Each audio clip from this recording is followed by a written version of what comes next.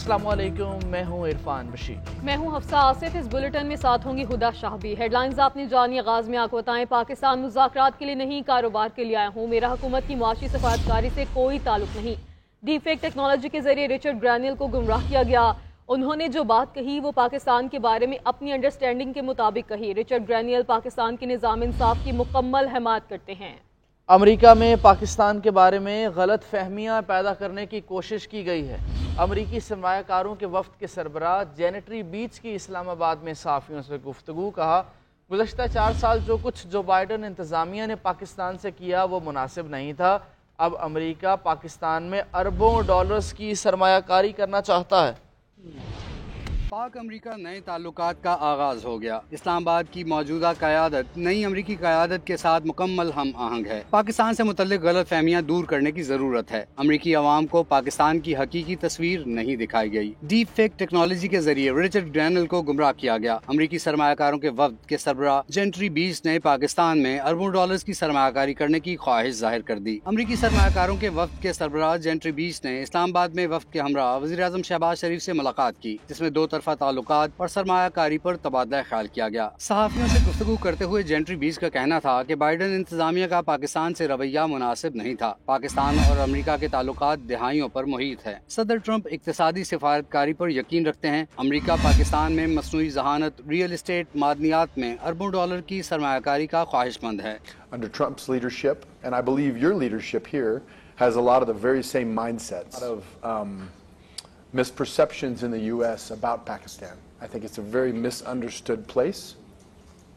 And, President Trump believes in economic diplomacy. Gentry بیچ نے Richard گرینل کے متعلق کہا کہ وہ پاکستان کے نظام انصاف کی مکمل حمایت کرتے ہیں۔ امریکی انتظامیہ پاکستانی قیادت کا احترام کرتی ہے۔ رچرڈ گرینل کو پاکستان کی صورتحال کا آج زیادہ بہتر ادراک ہو گیا ہوگا۔ میرے خیال میں رچرڈ گرینل کو ڈیپ فیک ٹیکنالوجی سے گمراہ کیا گیا۔ He personally told me there are a number of deep fake AI presentations on the internet that have been made out there about that it actually is not true or real at all. ان کا کہنا تھا کہ Trump کے اقتصادی سفارتکاری کے ایجنڈے کو کامیاب بنائیں گے۔ پاکستانی قیادت کے ساتھ ملاقاتیں بہت اچھی رہیں۔ متنازع پیکا ایکٹ ترمیمی بل قانون بن چکا۔ صدر مملکت آصف علی زرداری نے بل کو کچھ دیر روکنے کے بعد دستخط کر دیا۔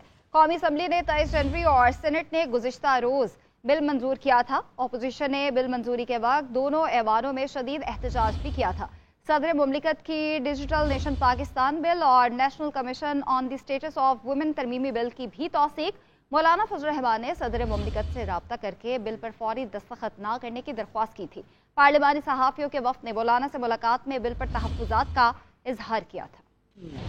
پیکا ایکٹ ترمیمی بل قانون بن گیا۔ صحافیوں اور اپوزیشن کا احتجاج کسی کام نہ آیا۔ صدر نے پیکا ایکٹ ترمیمی بل 2025 پر دستخط کر دیے۔ نئے قانون میں سیکشن 26A کا اضافہ کیا گیا ہے، جس کے تحت آن لائن جعلی خبروں کے ذمہ دار افراد کو سزا دی جائے گی۔ ایسی معلومات جس سے معاشرے میں خوف یا بدامنی پھیل سکتی ہے، ذمہ دار افراد کو 3 سال تک قید اور 20 لاکھ روپے تک جرمانہ یا دونوں سزائیں دی جا سکیں گی۔ بل پر دستخط سے پہلے پارلیمنٹری رپورٹرز ایسوسی ایشن کے نمائندہ وفد نے JUI کے سربراہ مولانا فضل الرحمان سے ملاقات کی، جس کے بعد مولانا فضل الرحمان نے صدر کو صحافیوں کے خدشات سے آگاہ کیا۔ JUI امیر نے صدر سے درخواست کی کہ وہ بل پر دستخط نہ کریں، تاہم صدر نے ان کی درخواست مسترد کرتے ہوئے بل پر دستخط کر دیے۔ ادھر پیکا ایکٹ کو لاہور ہائی کورٹ میں چیلنج کر دیا گیا۔ مقامی صحافی نے قانون کو کالعدم قرار دینے کی درخواست کرتے ہوئے کہا ہے کہ اس قانون میں نئی سزاؤں کے اضافے سے رہی سہی آزادی بھی ختم ہو جائے گی۔ درخواست گزار کے مطابق یہ ایکٹ غیر آئینی اور آئین میں دی گئی آزادی اظہار کے تحفظ سے متصادم۔ اور کشتی حادثات، انسانی سمگلنگ روکنے میں ناکامی پر حکومت کا بڑا ایکشن۔ وزیر اعظم نے DGFIA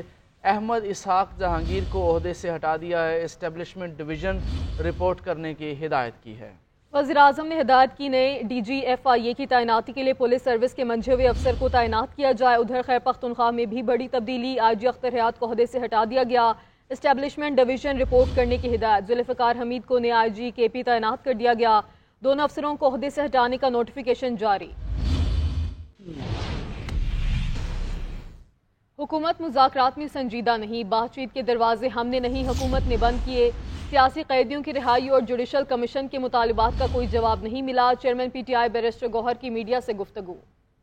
کہا کہ حکومتی کمیٹی کی طرف سے جواب ملا کہ 28 جنوری کو کمیٹی روم میں جواب دیں گے، اگر ہمارے ساتھ جواب پہلے شیئر کرتے تو غور کر لیتے۔ ہر قسم کی سختیوں کے باوجود بانی پی ٹی آئی نے پہل کی، آرمی چیف کے علاوہ کسی سے ملاقات نہیں ہوئی۔ ایک سوال کے جواب میں کہا کے پی میں کوئی تبدیلی نہیں آ رہی، علی امین گنڈا پور پر مکمل اعتماد ہے۔ رات میں خان صاحب نے پہل کی ہے، اگرچہ خان صاحب جیل میں ہیں اور ہمارے ساتھ بڑی سختیاں ہوئی، ہماری بڑی ایک چارج شیٹ ہے، لیکن خان صاحب نے پہل بھی کی، خان صاحب نے کمیٹی بھی بنائی، مختصر دو جو ڈیمانڈ ہے وہ مطالبات رکھے، لیکن حکومت کی طرف سے ساری لیت و لال ہوئی ہے، انہوں نے یہ دیر کی ہے۔ حکومت اگر چاہتی، مخلص ہوتی اور اچھے طریقے سے کرنا چاہتی تو اس میں کوئی اسٹیٹ سیکرٹ نہیں ہے، نہ کوئی یہ بچوں کا ایگزام ہے کہ آپ 28 تاریخ کا انتظار کریں اور آپ کہیں کہ ہم نے جو جواب تیار کیا ہے یہ آپ کو کمیٹی کے روم میں بھی دیں گے۔ اگر حکومت کی طرف سے ان کا جواب ہمارے پاس ہو، ادروائز ڈائریکٹلی ہمارے ساتھ شیئر کرتے پہلے، پھر بھی ہم کنسیڈر کر سکتے ہیں کہ 28 تاریخ کی جو اجلاس ہے اس میں شرکت کرے کہ نہ کرے، لیکن آج تک ہم حکومت نے نہ کمیشن کا اعلان کیا، نہیں ہمارے ساتھ اپنا جواب شیئر کیا۔ یہ کوئی سیکرٹ تو نہیں تھا کہ آپ کریں، تو اس لیے حکومت چاہ نہیں رہی تھی کہ کوئی ڈائلاگ ہو اور ان سارے مسائل کا کوئی پولیٹیکل حل نکلے۔ سیاسی معاملات پر بات کرنی ہے تو وہیں ہوگی جہاں سے بھاگے ہیں۔ وزیر اعظم کے سیاسی مشیر رانا ثناء اللہ کا تحریک انصاف کو جواب، بولے ہمارے پاس کچھ نہیں ہے تو بانی پی ٹی آئی وہاں بات کریں جہاں سب کچھ ہے۔ موجودہ اسٹیبلشمنٹ پی ٹی آئی کے ساتھ کوئی بیک ڈور مذاکرات نہیں کرے گی، نہ ایسے کوئی مذاکرات ہو رہے ہیں۔ تحریک انصاف کے چارٹر آف ڈیمانڈ پر حکومتی جواب اسپیکر قومی اسمبلی کے حوالے۔ ذرائع کے مطابق حکومت نے جوڈیشل کمیشن کے متبادل خصوصی یا پارلیمانی کمیٹی بنانے کی تجویز دی۔ حکومت اور تحریک انصاف کے درمیان مذاکرات کا معاملہ۔ حکومت نے تحریک انصاف کے مطالبات پر تحریری جواب اسپیکر ایاز صادق کے حوالے کر دیا۔ ذرائع کے مطابق حکومت نے جوڈیشل کمیشن بنانے سے متعلق یکسر انکار نہیں کیا۔ حکومت نے ان حالات کا ذکر کیا جن میں عدالتی کمیشن بن سکتا ہے، ان وجوہات کا بھی ذکر کیا جن میں کمیشن نہیں بن سکتا۔ تحریری جواب میں جوڈیشل کمیشن کے متبادل خصوصی کمیٹی یا پارلیمانی کمیٹی بنانے کی تجویز دی گئی۔ ذرائع کا کہنا ہے کہ حکومت نے تحریک انصاف کے لاپتہ افراد کی فہرست فراہم کرنے کا مطالبہ کیا۔ حکومتی کمیٹی نے بانی چیئرمین سمیت دیگر قیدیوں کی رہائی سے متعلق قانونی اور عدالتی فیصلوں کا حوالہ دیا۔ دوسری جانب پارلیمنٹ ہاؤس میں اسپیکر قومی اسمبلی ایاز صادق اور پی ٹی آئی رہنماؤں کی ملاقات ہوئی، جس میں تحریک انصاف کے جنید اکبر، عاطف خان، ارباب شیر علی، جبکہ پیپلز پارٹی کی نفیسہ شاہ اور جے یو آئی کے نور عالم بھی موجود تھے۔ اسپیکر نے اپوزیشن اراکین سے سیاسی ماحول کو بہتر بنانے کی اپیل کی۔ کہا ہر معاملے کا حل بات چیت سے نکالا جا سکتا ہے۔ اراکین نے ایوان کو بہترین انداز میں چلانے پر اسپیکر کے کردار کو سراہا۔ ابھی آپ کو بتائیں وزیر اعلیٰ پنجاب مریم نواز کا راولپنڈی رنگ روڈ کا دورہ۔ مریم نواز نے راولپنڈی رنگ روڈ منصوبے کا فضائی جائزہ بھی لیا۔ مریم نواز کا کہنا تھا راولپنڈی رنگ روڈ کی تکمیل سے معاشی اور کاروباری سرگرمیوں میں بھی اضافہ ہوگا۔ اس پر بات کریں گے اپنے نمائندے فصیح اللہ سے۔ فصیح بتائیے مزید کیا کہا گیا؟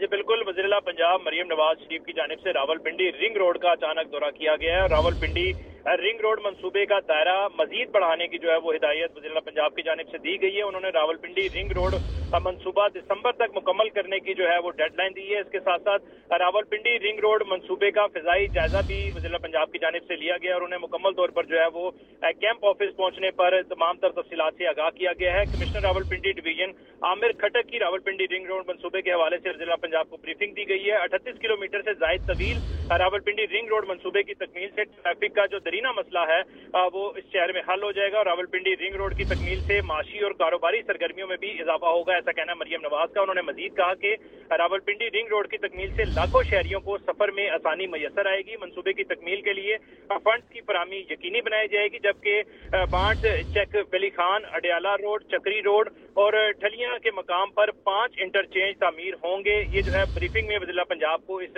منصوبے کے حوالے سے آگاہ کیا گیا ہے۔ بہت شکریہ فصیح۔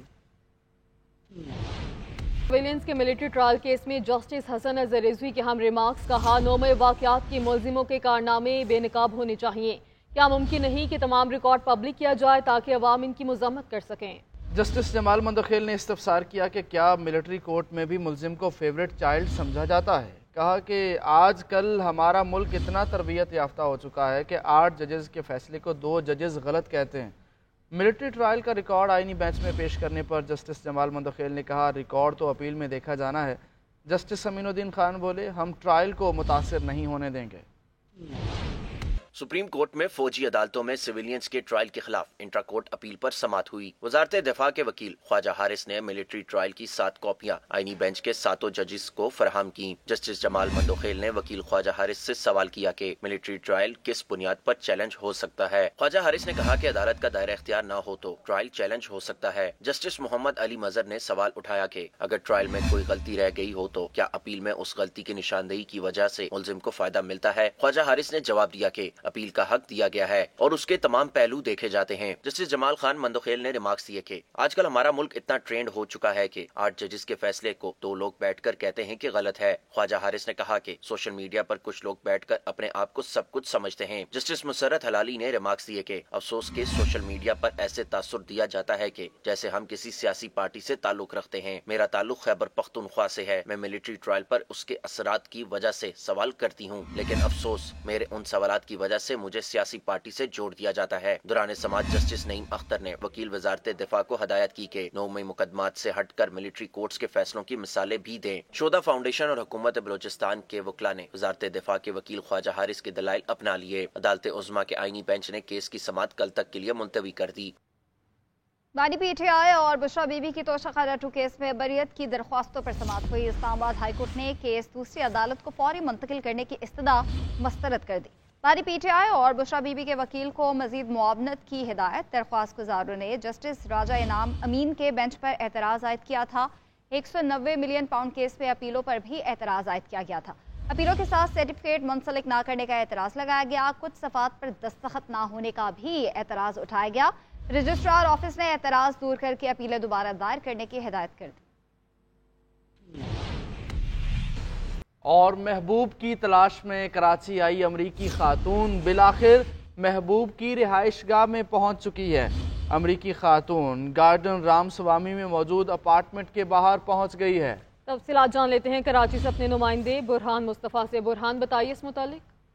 जी बिल्कुल, अमरीकी खातून उनीजा एनजीओ महबूब की रिहाइशगाह पहुंच गई है। खातून गार्डन राम स्वामी में अली आर्किड अपार्टमेंट है, वहां पर अपार्टमेंट की पार्किंग पर ये खातून डेरा डालकर बैठ गई है और खातून की अपार्टमेंट की वीडियो भी हासिल हुई है, जिसमें देखा गया है कि खातून जो है वो यही कह रही है कि जब तक उस लड़के से शादी नहीं हो जाती मैं अमेरिका वापसी नहीं जाऊंगी। इस वक्त अपार्टमेंट की जो यूनियन की कमेटी है वो खातून से बारहा गुजारिश कर रही है कि आप अपार्टमेंट से चली जाएं, लेकिन खातून का एक ही मुतालबा है कि जब तक लड़का नहीं आ जाता मैं इससे शादी किए बगैर अमेरिका रवाना नहीं होंगी।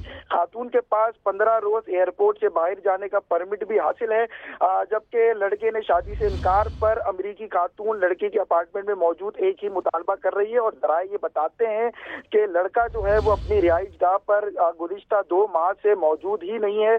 पुलिस की जानिब से तमाम तर मामलात की तहकीकात की जा रही है। जी ठीक है बुरहान मुस्तफ़ा, आपका शुक्रिया, आपने आगाह किया।